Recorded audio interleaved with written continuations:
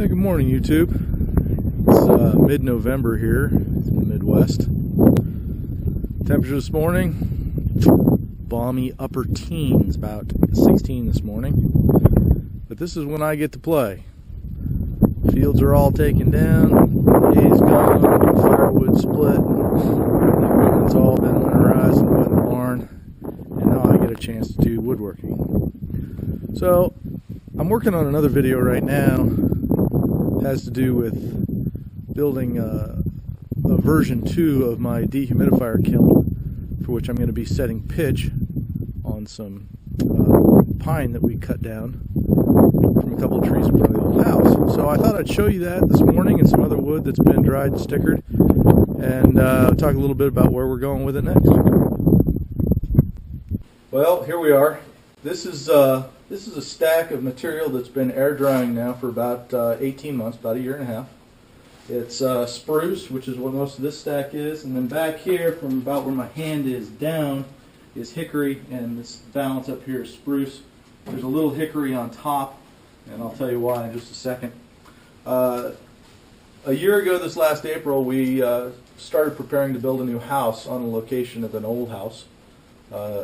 House that was, to the best of our records, well over 125 years old, and according to the writing on the beam that we uncovered, it's substantially older than that, or at least parts of it. So in the process, we took down 2 spruce trees with the intention of using some of that material in the house. Some of it's going to be used, some of the 4-quarter stuff will get used for shelving in the new pantry. And then down here a little bit lower, there is dog butts. Down here a little bit lower are some planks that are going to be used for benches in the entryway. So you can see they're all stickered up. I've got them weighted down. There's a lot of timbers on top to distribute the weight. That was what was going on there. All of it is in line with the stickers. So these weights up here, the rectangular ones, are about 100 pounds. These bigger ones here, about 150 pounds. Quite a bit of weight holding them down. I did some where I didn't hold stuff down well enough, and it didn't turn out so good. So I have done some kiln drying using a method that I found on the web and some information using a home dehumidifier, and I used it for bringing some pieces that we cut out of the old house beams down to single-digit moisture content from equilibrium moisture content, which in this area in the Midwest is about 12%. That method worked really well. It was, if I can find some pictures and some information on it, maybe I'll put another video together, but it used a home dehumidifier. Took about 3 weeks and did a great job. Now that was 3 weeks from being air dried already, not from raw green. It would take substantially longer. In the case of this stuff here, I'm remaking that kiln, and I say remaking it because the first version was really just a tarp wrapped around it with plenty of airflow and then a dehumidifier. But this stuff, not only does it have to be dried down to single-digit content, but this is spruce, which means it's got quite a bit of sap in it, and I need to try and set the pitch. So the dehumidifier setup I'm building now, I'm doing another video for.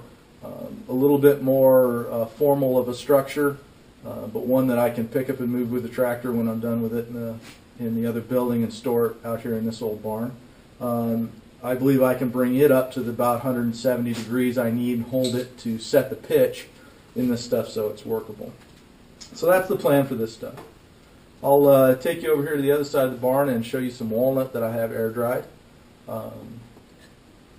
And then we'll go in the shop and I'll show you some of the stuff that I started air drying out here and have finished in the shop. I got a hold of some walnut logs, took a couple of phone calls all on the same day and bought some walnut logs from 2 different individuals. Had them sawn.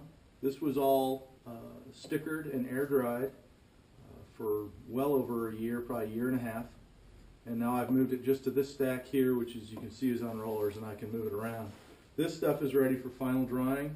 This is something that I would do in just my plain old quick and dirty dehumidifier kiln, or version 2 that I'm working on now. There's probably about 300 board feet or more here. There was 500 when I started. Obviously use some of it. This material up here is reclaimed flooring that went in the house.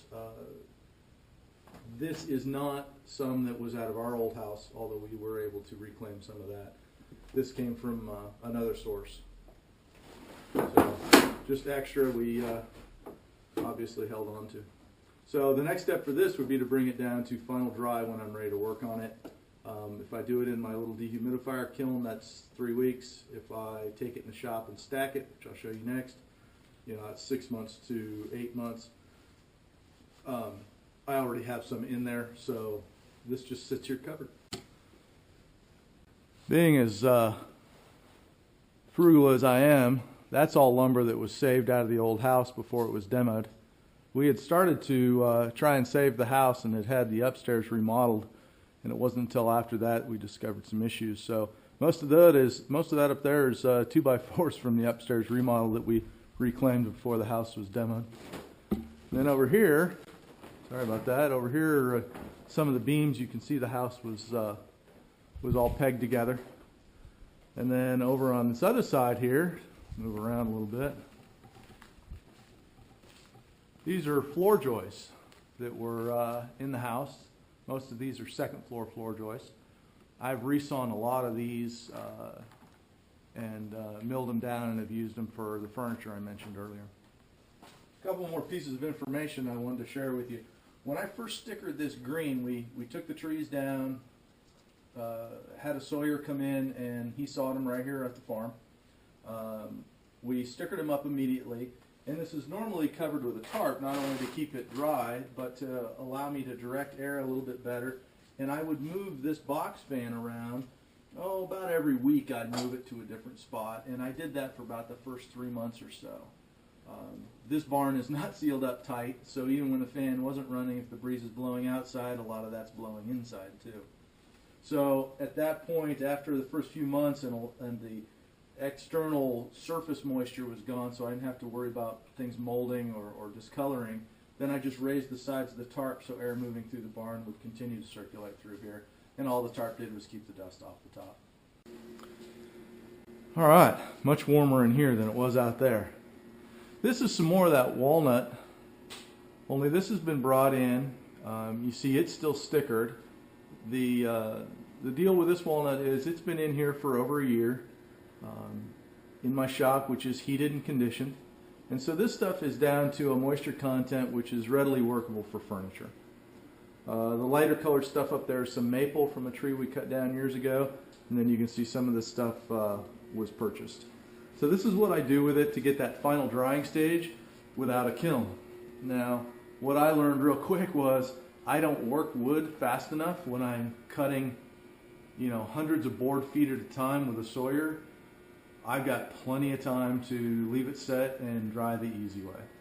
Seems the older I get, faster time goes anyway. So, anyways, that's a little tour of what's going on with the wood around here.